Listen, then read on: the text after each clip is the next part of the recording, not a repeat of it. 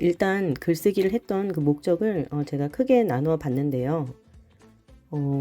초등학교 1, 2학년 때는 아무거나 글을 우선 쓰게 하는 것이 목적이었고, 자신감을 갖게 하는 것, 그리고 맞춤법을 이제 훈련하는 게 목적이었고요. 3, 4학년 때는 한자어를 활용한 문장 갖춰 쓰는 것이 목적이었어요. 그리고 5, 6학년 때에는 논리적인 생각을 끌어내기 위해 주제글이나 독서록을 썼었고요. 그러면은 구체적인 방법을 보여드리겠습니다. 1학년 때는 글쓰기에 대한 자신감 그리고 맞춤법에 집중해서 코칭을 했어요. 감사하게도 선생님께서 이렇게 표현이 좋았던 부분에 빨간 밑줄을 그어 주셔가지고 아이랑 같이 읽으면서 칭찬을 정말 많이 해줬던 것 같아요. 그래서 그런지 아이가 이때는 의욕이 굉장히 넘쳤어가지고 원래 맞춤법이 이렇게 좋지 않았거든요. 근데 계속 물어보면서 했던 것 같아요. 뭐 이거 어떻게 띄어서 써? 이거는 어떤 식으로 써? 이렇게 물어봐서 제가 좀 많이 써주면서 했던 것 같아요.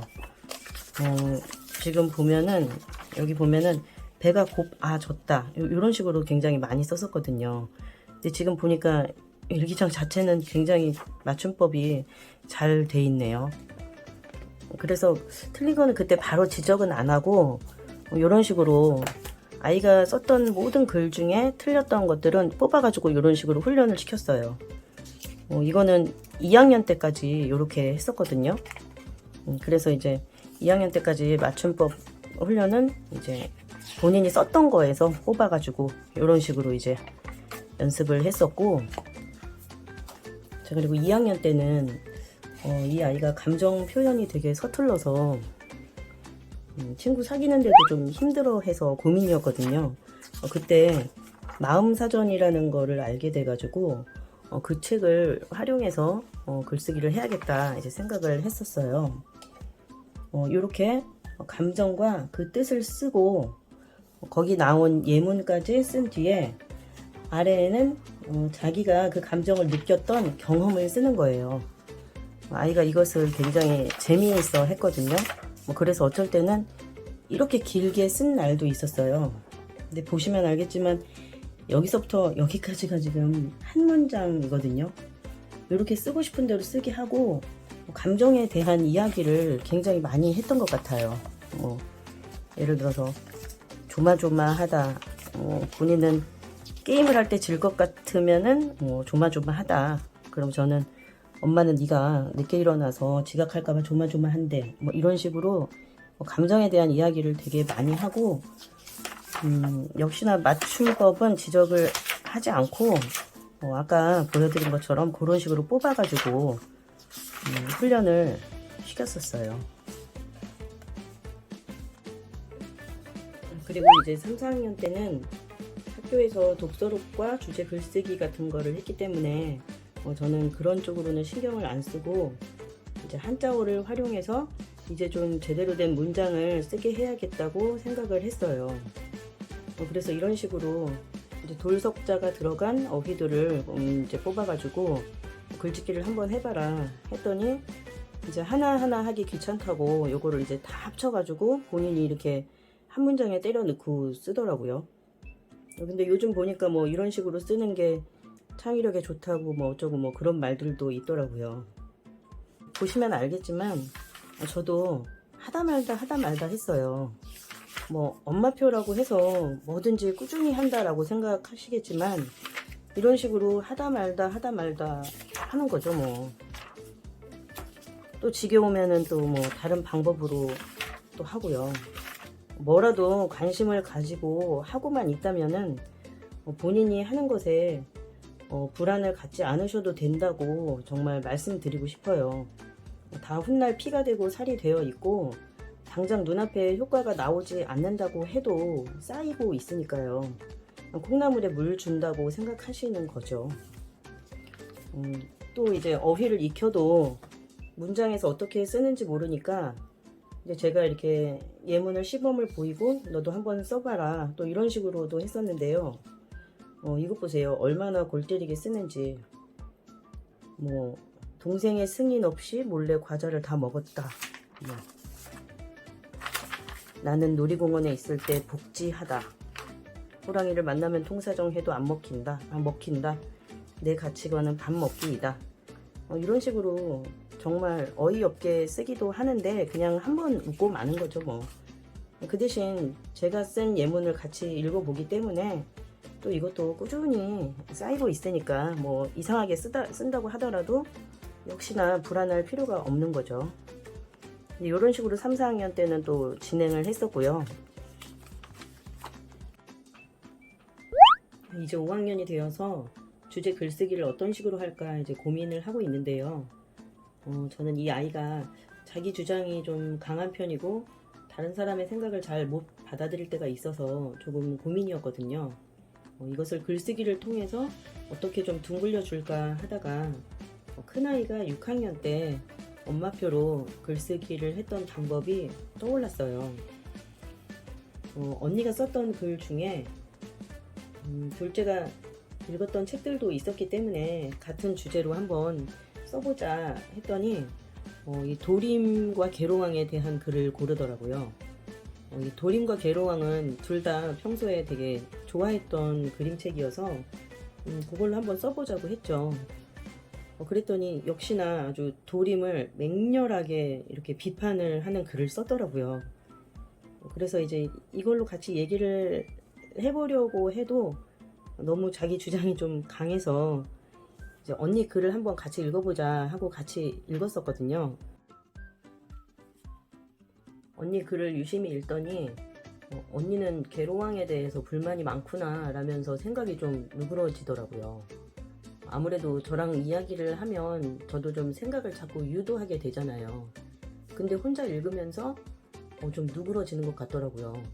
다른 사람은 다른 생각을 할 수 있다는 그런 수용적인 태도를 보이더라고요. 그래서 전 정말 와 이거 대박이네 하면서 언니가 썼던 것 중에 또 골라보자 했더니 그냥 이제는 자기가 그냥 쓰고 싶은 걸 쓰겠다는 거예요. 그러더니 요것 좀 보세요. 아줌마가 나쁜가 나그네가 나쁜가, 잭이 나쁜가 오그레가 나쁜가, 새가 나쁜가 오네이가 나쁜가, 뭐 이런 식으로 지금 나쁜가 시리즈로 이렇게 써 나가고 있더라고요. 너무 웃기잖아요. 근데 그냥 뭐 이렇게 자기가 쓰고 싶은 대로 쓰라고 해요. 일단은 읽고 자기 생각을 한 번이라도 꺼내서 쓴다는 것 자체에 의미를 두고 꾸준히 또 올 1년을 이런 식으로 이제 주제 글쓰기를 하려고 그렇게 계획을 하고 있어요. 이제 6학년 글쓰기에 대해 이야기를 해볼게요. 큰아이가 5학년 때까지는 학교에서 독서록 같은 것들을 이제 썼기 때문에 저는 글쓰기에 관여를 안 했었거든요. 그러다가 이제 6학년 때 코로나가 터지면서 시간도 많고 해서 이제 어쩌면 마지막 기회일 수도 있겠다라고 생각해서 한 반년 정도 글쓰기를 했었거든요. 처음에는 정말 뭘 써야 할지 모르겠어서 엄청 고민만 했었어요. 반전동화라고 아이들이 보는 그림책 전집이 있는데 그 책이 동화가 끝나면 뒷부분에 반전된 이야기로 내용이 나오는데 이게 꽤나 생각거리를 던져주거든요. 내용도 재미있고요. 아까 말한 도림과 계로왕도 그 전집에 있는 책 중에 하나였고요. 동생이 읽으면은 같이 이렇게 좀 재미있게 같이 읽고 하더라고요. 그래서 제가 이걸로 같이 한번 써볼까 했더니 아이가 수긍을 하더라고요. 그래서 이제 그렇게 시작을 했고, 처음에는 제가 같이 몇 번 같이 쓰다가 이제 저는 손을 뗐고 아이가 이제 주제를 찾아 쓰기 시작하더라고요.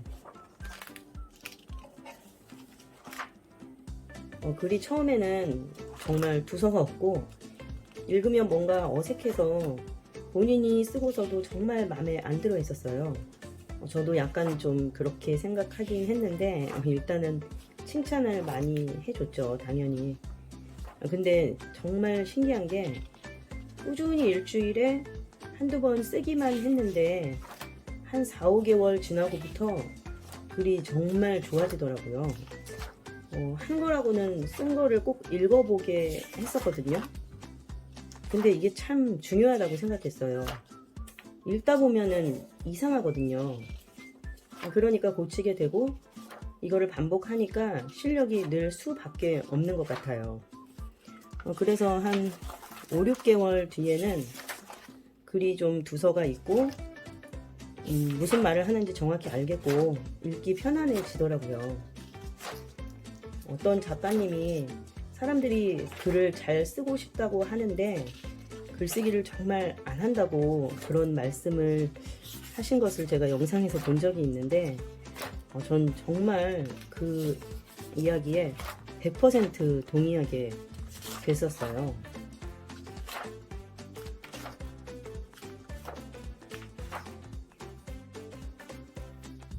글을 6개월 정도 꾸준히 쓰고 정말 제가 잘했다고 생각을 했는데 그 이유를 말씀드려 볼게요.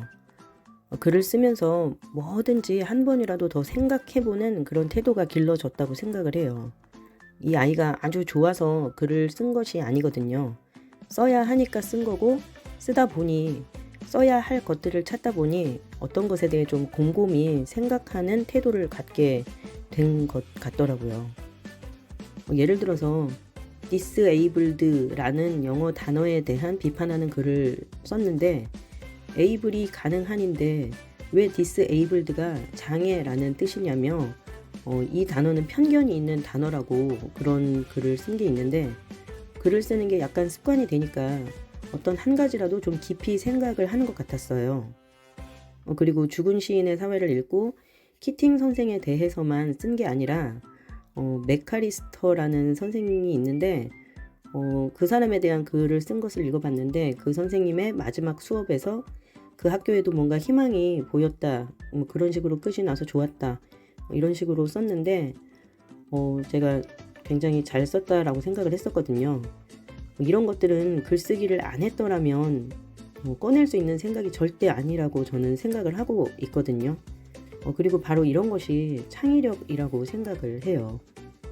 그래서 지금도 글쓰기를 더 많이 못한 좀 아쉬움이 있긴 한데 그래도 생각보다 학교에서 글쓰기를 또 굉장히 많이 시키더라고요. 그래서 참 다행이다 이렇게 생각을 하고 있는 거죠. 그리고 글감에 대한 것은 위즈키즈 같은 그 어린이 잡지에서 찬반 토론 주제에 대한 것들이 있었는데 그걸로도 글을 여러 번 썼었고 소설을 많이 읽기 때문에 인물들에 대해 제일 많이 썼던 것 같아요. 그리고 저는 처음에만 같이 쓰는 것으로 물꼬를 틀어주고 손은 뗐었지만 아이가 읽는 책은 거의 다 읽으려고 했거든요. 같이 인물에 대해 비판도 하면서 얘기를 많이 하니까 글을 쓸 게 많아지고 평소에도 이것저것 대화가 많으니 소재가 많아질 수밖에 없더라고요. 그래서 저희가 썼던 주제들을 한번 정리를 해봤어요. 평소 대화하는 거에서는 이런 주제들이 나왔었어요. 마기꾼은 피해자다. 비만은 병인가 의지의 문제인가. 이거는 제가 비만이라서 비만에 대한 글을 되게 많이 썼었거든요. 댓글의 심리, 어몽어스의 단점, 유튜브는 왜 책보다 재미있나, 학교 도덕 수업은 때려쳐야 한다, SNS를 나는 왜 하는가, 집안일은 주부만의 몫인가, 선행학습에 대하여, 왜 여자들 셋이 모이면 왕따를 하는가, 브래드 이발소에 대한 비판, 영화 증인을 보고 변호사라는 직업에 대한 나의 생각, 원격 수업의 장단점, 아침형 인간과 저녁형 인간, 부부 교육관 차이의 피해자는 아이이다, 청소년 성형에 대한 생각, 보신탕과 문화, 학교 일기 쓰기는 안 해야 한다, 비만의 폐해, 어른이 되면 하고 싶은 것, 이런 식으로 평소에 아주 열변을 토하면서 얘기하는 것들에 대해서 많이 써봤고요. 그리고 위즈키즈 찬반 토론 주제였던 것들이 이런 거였거든요. 9월 학기제 도입 찬반 토론, 촉법 소년 처벌 강화, 비대면 의료 확대 찬성이냐 반대냐, 동물 실험 반대냐 찬성이냐, 자녀 체벌 금지법, 이런 거에 대해서도 글을 좀 썼었고, 그리고 비문학 독해집에서 읽은 소재로도 글을 좀 썼더라고요. 뭐 예를 들어서 공리주의에 대한 생각, 유교의 문제점, 광해군은 폭군이 아니다, 나당 동맹에 대한 생각 등등 이렇게 좀 나름 지적인 글들도 좀 많이 썼더라고요. 이런 식으로 주제는 생각보다 가까이에 있다는 것을 좀 말씀드리고 싶었어요. 뭐 어떤 이야기거리든지 어떤 것을 뭐 책에서 봤던지 그런 것들을 가지고 조금이라도 이렇게 더 생각을 해볼 수 있는 그런 기회라고 생각을 하고 뭐 아무거나 글쓰기 주제로 정해서 쓰면은 괜찮다고 이렇게 말씀드리고 싶네요. 이야기가 길어졌는데 이제 마무리를 하겠습니다. 저도 글쓰기에 대한 것들을 정말 많이 찾아보고 고민했었는데요. 제가 내린 결론은 당연하게도 많이 읽어야 한다는 거였어요. 국어 교과서에 글쓰기가 많아서 고민이라고 하셨는데 결국 많이 읽어본 아이들이 문해력이 좋으니까 머리에 든 것을 꺼내서 정리해서 쓰는 것도 잘할 수밖에 없다고 생각을 해요. 쓰는 것도 많이 쓰면 무조건 늘거든요. 읽는 것도 마찬가지고요. 아까도 얘기했지만 잘 쓰려면 무조건 많이 써야 는다는 거예요. 국어 교과서 쓰기를 잘 하려면 교과서를 정확히 읽고 배운 걸 바탕으로 생각을 정리해 쓰는 훈련을 꾸준히 해야 하는 거 아닐까요? 중학교 서술형은 문제 자체를 이해하기가 좀 힘들더라고요. 그리고 문제에 조건이 있는데 어떤 어휘를 넣어서 어떤 식으로 써라 뭐 이런 식이더라고요. 글을 많이 써본 저희 아이도 처음에는 힘들어 하더라고요. 그런데 자꾸 하면 늘어요. 뭐든지 잘 하려면 많이 해야죠. 아무리 챗 GPT가 대단하다고 해도 그런 시대일수록 인간만이 가질 수 있는 능력은 더욱 키워야 하지 않을까 하고 저는 생각을 해요. 저는 이런 경험을 해봤거든요. 저와 생각이 거의 비슷한 글을 읽고 그것을 제 글처럼 바꾸려고 했었는데 그게 정말 안 되더라고요. 아무리 생각이 비슷해도 각자의 경험과 그 논리의 흐름이 조금이라도 다르기 때문에 제 것으로 하는 게 자연스럽지가 않아서 제가 포기했던 경험이 있거든요. 그래서 아무리 이렇게 제 생각과 잘 맞고 그런 글도 내 생각과 논리로 완성되지 않은 글은 절대 나를 대신할 수 없다는 것을 제가 느꼈어요. 더구나 그 과제물 이후엔 어떻게 되는 거죠? 인공지능이 발전할수록 인간은 생각의 힘을 키워야 살아남을 수 있다고 생각하고요. 글쓰기는 생각을 끌어내는 수단이기 때문에 그런 목적의 글쓰기라면 정말 너무나 중요한 거죠. 그러니 결국 읽고 쓰는 것은 결코 게을리 할 수 있는 것이 아니겠죠. 이렇게 중요한 읽기와 쓰기인데 어떤 식으로든 아이와 같이 해보는 것을 저는 정말 추천드리고 싶어요. 다음번엔 아이들을 독서가로 만든 그런 저의 또 노하우를 영상으로 만들어서 한번 올려보겠습니다. 영상이 너무 길었는데 여기까지 시청해 주셔서 정말 감사합니다.